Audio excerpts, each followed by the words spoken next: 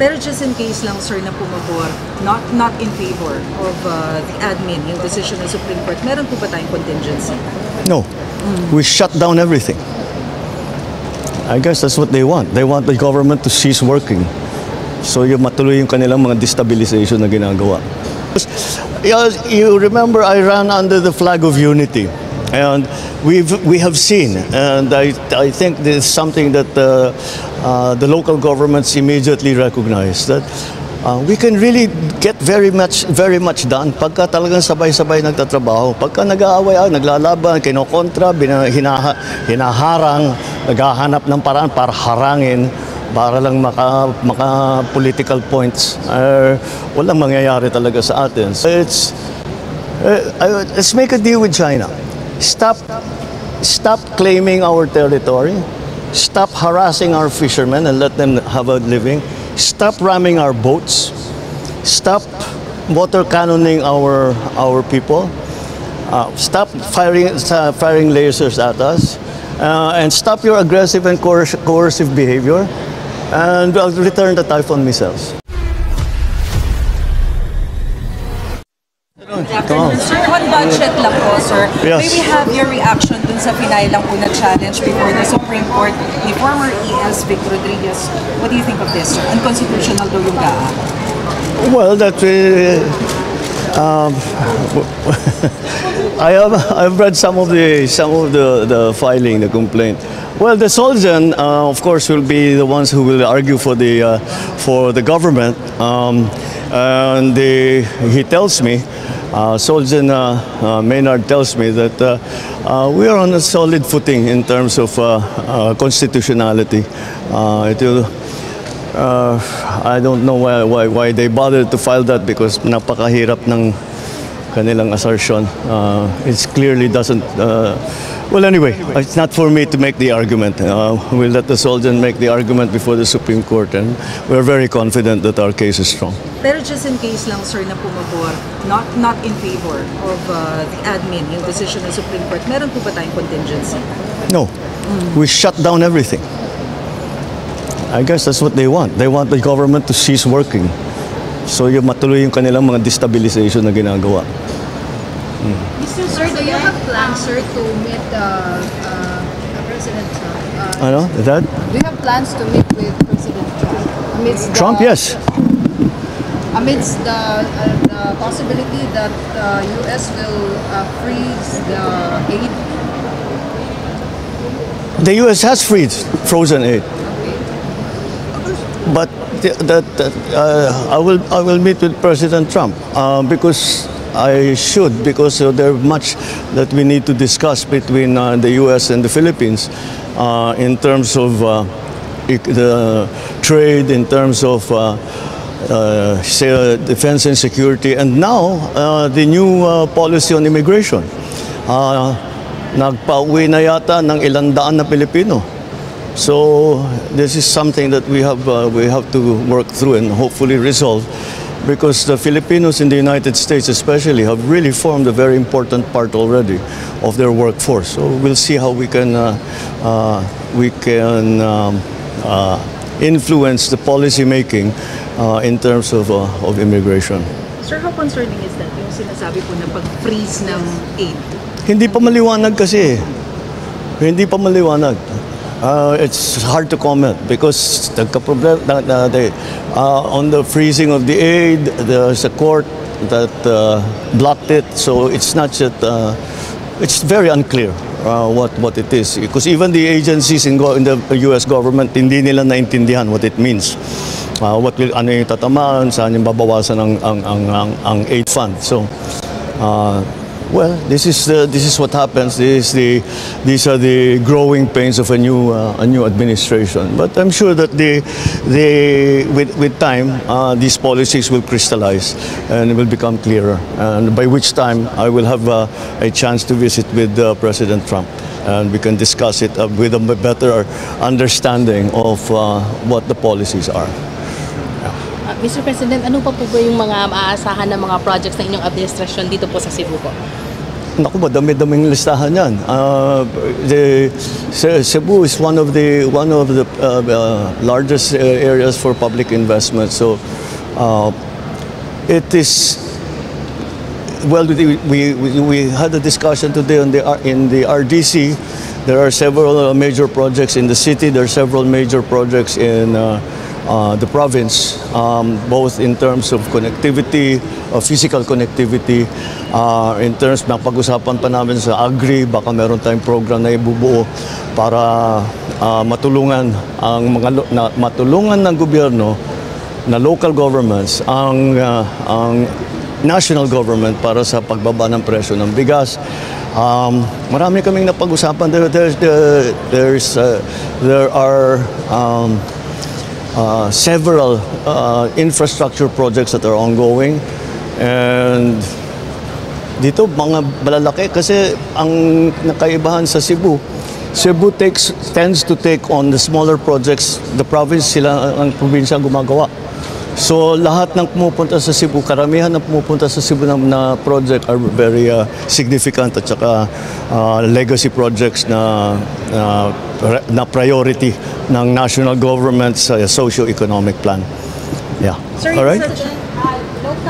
Reaction mo lang po sa manifesto support among Cebu local leaders po. Well, it wasn't just Cebu. It was Region 6, 7, and 8. At talagang napakalaking bagay para sa atin. Because you remember, I ran under the flag of unity. And we have seen, and I think this is something that the local governments immediately recognize, that we can really get very much done pagka talagang sabay-sabay nagtatrabaho. Pagka nag-aaway, naglalaban, kinokontra, hinaharang, naghahanap ng paraan para harangin, para lang maka political points, walang mangyayari talaga sa atin. So we should put those attempts to one side and stay together. And this is a big block. This is the Visayas block, and with that. With them as our partners in the national government, there's so much that we can do, and I'm very grateful to all the governors of Region 6, 7, and 8 for their expressions of support. It is a very important part of our nation building. Na malaman na at the very least dito sa Visayas ay may maaasahan tayo na magtutulungan para sa mga programa na dinadala ng pamahalaan. Mr. President, what is the importance of improving our airports in the country po, particularly regional facilities? What is the importance? Well, it's important for everything, for business, for tourism, for political diplomacy, for it affects everything. Sabihin mo na lang walang airport. Paano tayo? May iwanan tayo ng buong mundo. And if we want to be part, you cannot be part of the global community and the global economy if you have not that connectivity. So that's what airports serve. But that doesn't only refer to the international contacts and alliances and partnerships that we have, but also for the efficiency of the delivery of public services within the country, for the government, for the different agencies, and for the business community as well. It is top priority ang airport talaga. It always has been. Sir, your comment on the alleged Chinese spies in the country and the opposition of China of the Typhoon missile system? Oh, well, I don't understand the comments on the Typhoon missile system. We don't make any comments on their missile systems, and their missile systems are 1,000 times more powerful than what we have. So I don't understand.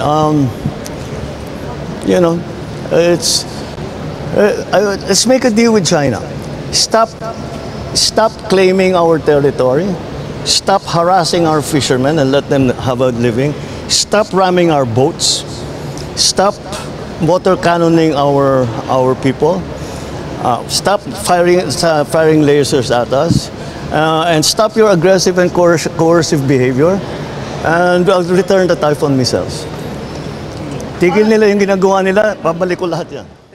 Yo, what's up mga tropa peeps? So, yan po ang ating Pangulong Bongbong Marcos na tinatawag ng mga DDEBs na kuting, tinatawag na weak leader, weak president at napakarami pa pong mga pangungutya at mga panggagago ang binabato nila kay PBBM. Pero heto na, nagsalita ang ating Pangulo sa buong katapangan na kanyang sinabi, no, diba? Ihinto ang gobyerno, shutdown everything. O tama 'yun. O shutdown, bakit? Kinwestiyon niyo yung budget O, diba? Ito ang pagpapatunay na talagang ang ating Pangulong Bongbong Marcos ay hindi po magnanakaw katulad ng ibinibintang ni Rodriguez, ni Abines, nitong si Ungab, yung mga ungas na mga vlogger ng DDEBs, ito po ang katibayan, malinis ang konsensya ng ating Pangulo. Bakit? Isa-shutdown ng everything. Lahat ng sangay ng gobyerno, lahat ng serbisyo ng gobyerno, i-shutdown. Para maipakita sa taong bayan kung gaano kalaking perwisyo ang gustong gawin ng mga na mga DDEBs na yan. Lalo na tong si Vic Rodriguez at etong si Digong. Sabi nga nitong si Congressman Adjong, Duterte ang galawan. Politikang politika, pinopolitika po talaga ang 2025 budget. Yun ang magiging resulta. Stop ang lahat ng ginagawa ng gobyerno. Walang magseserbisyo. Pag pumunta kayo ng public hospital, walang titingin sa inyo. Pag nagkasakit kayo, damay-damay ito. Kapag pumunta kayo ng DSWD, wala kayo makukuha tulong. Yung mga nginangaw nyo at iniyak nyo na mga tupad, AIX na pinapamigay sa taong bayan, lahat yan wala. Shutdown ng gobyerno. Ewan ko lang kung magkaroon pa ng flight ang NAIA. Ewan ko lang kung meron pa kayo makitang pulis sa paligid. Yan ang gusto ni Digong. Tuwan-tuwa si Digong kapag nangyari yan. Kaya lang nga po, nako, napaka-imposible talagang katigan sila ng Korte Suprema. Kasi ang kanilang kino-question ay ang BICAM Conference Committee Report. Hindi po ang 2025 budget.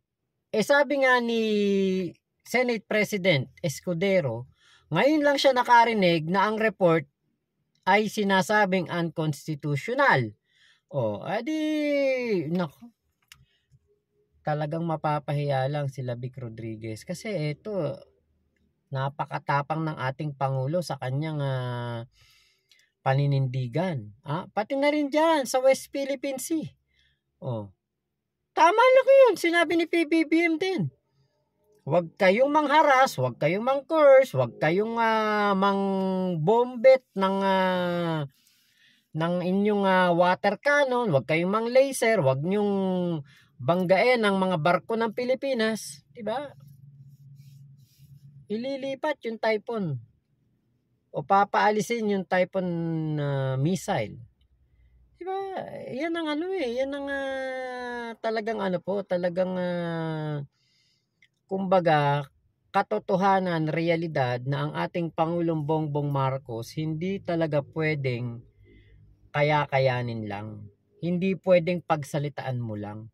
Presidente yan kung merong mas matapang dito kay Digong at kay PBBM, wala na pong iba kundi si PBBM yun.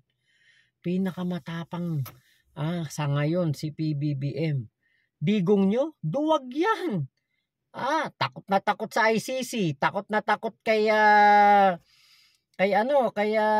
sino ba yung naghamon ng barilan? Kahit dun lang takot yan Kung talagang matapa kay nga lang. 'Di ba? Kaya Laila de Lima nga lang takot yan Diba? Si Digong, nagtatapang-tapangan lang yan. Kunwari lang matapang. Kasi maraming galamay at maraming mauutusan na gumawa ng masama sa ibang tao. Pero kung wari yan, mag-isa lang. Takot yan. Ganyan ang pinapakita lang ni Digong, pinoportray niya lang, matapang siya. Pero yung ating West Philippine Sea, Scarborough Shoal, hindi po niya nagawang ipagtanggol. Ang kaya lang ipagurgur ni Digong o ipatrabaho, yung mga nakatsinelas. Pero yung mga drug lord, takot yan. Diba? Kay Trillanes nga lang eh. Pikon na pikon yan, di ba? Kaya po wag na nating lokohin ng taong bayan. Alam nating lahat, si Digong, ang pinakaduwag na presidente, takot kay Xi Jinping. Hindi kayang tayuan. Ang paninindigan na atin ang teritoryo na yan. Ang ating Pangulong Bongbong Marcos, tinatayuan niya. Diba? Napakalaki ng diferensya kung sino talaga ang may malasakit, may angking tapang, talino. Yung tapang ni PBBM nasa lugar, yung kay Digong, tapang ng parang lasenggo yan eh. Tapang lasenggo lang ginagawa ni Digong, matapang lang yung bunganga pero gawa wala.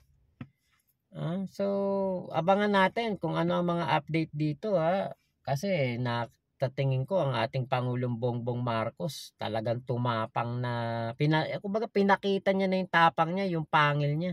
Masyado na kasing dinadown, masyado nang tinatapakan, masyado nang minamaliit. Ngayon, pinapakita lang ng ating Pangulong Bongbong Marcos na hindi siya pwedeng ismul-ismulin at hindi siya pwedeng kayan-kayanin lang. So yun lamang po, maraming salamat sa pagsama nyo dito sa aking vlog na ito. Ingat po kayo, nasan mang panig kayo ng mundo, momo chup chup, love you, God bless us all, Pilipinas. God first, salamat po.